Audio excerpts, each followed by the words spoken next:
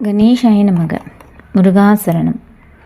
விதவிதமான மலர் பூஜையும் வித்தியாசமான பலன்கள் பெற்றுத்தரும் சிவ வழிபாடும். அம்மையப்பனாய் உலகுக்கு அருள் புரியும் சிவபெருமானை விதவிதமான மலர்கள் கொண்டு வழிபட பல்வேறு நலன்களை நாம் பெறலாம். அப்படி எந்த மலர் கொண்டு ஈசனை வழிபட என்ன பலன் கிடைக்கும் என்பதை பற்றி இப்பதிவில் சிந்திக்கலாம். வில்வம்.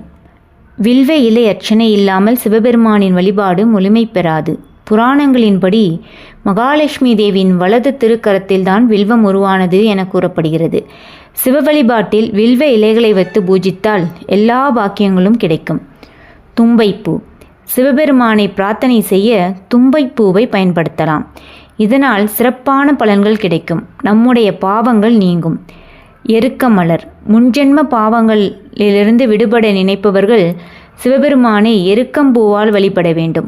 உடலாலும் மனதாலும் செய்த பாவங்கள் இந்த பூவினால் சிவபெருமானை வழிபடும்போது மன்னிக்கப்படும். தாமரைப்பூ. வறுமை ஒழிந்து செல்வம் கொழிக்க நினைப்பவர்கள் தாமரை பூ வைத்து ஈசனை வழிபாடு செய்யலாம். வெள்ளை இளஞ்சிவப்பு போன்ற தாமரை மலர்கள் சிவனுக்கு மிகவும் ஏற்றது. அரளிப்பூ.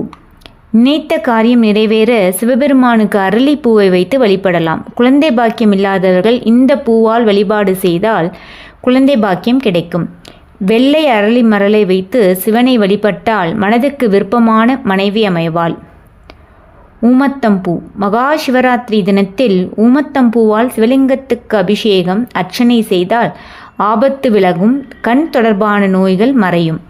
ரோஜா மலர். சிவபெருமானை நினைத்து மனமுருகி ரோஜா மலர்களை கொண்டு வழிபட்டால் 10 ஆண்டு செய்த யாகத்துக்கு சமம் என புராணம் சொல்கிறது. வெறும் 8 ரோஜா மலர்களால் சிவபெருமானை வழிபடும் நபர்கள் கூட கைலாச பதவி பெறுவார்கள் என கூறப்படுகிறது. முல்லை மலர். முல்லை மலர் கொண்டு சிவபெருமானை வழிபட்டால் நினைத்த காரியங்கள் அனைத்தும் நினைத்தபடி நிறைவேறும். மரிக்கொழுந்து. மரிக்கொழுந்து கொண்டு சிவபெருமானை வழிபட்டால் உடலில் உள்ள அனைத்து நோய்களும் நீங்கிவிடும். நந்தியாவர்தம்.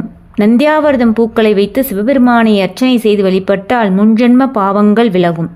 செம்பருத்தி பூ. செம்பருத்தி பூக்களை கொண்டு சிவபெருமானை அர்ச்சனை செய்து வழிபட்டால் குடும்பத்தில் சகல ஐஸ்வர்யங்களும் தோன்றும். நற்றுணையாவது அண்ணாமலையாரே. எங்கும் நீட்கமர நிறைந்திருக்கும் அகிலம் காக்கும் அண்ணாமலையாரே போற்றி போற்றி. உன் ஆழ்ந்த கருணையை பெற என்னதவம் செய்தேனோ. சிவாய நம. சிவாய ஜெயம்.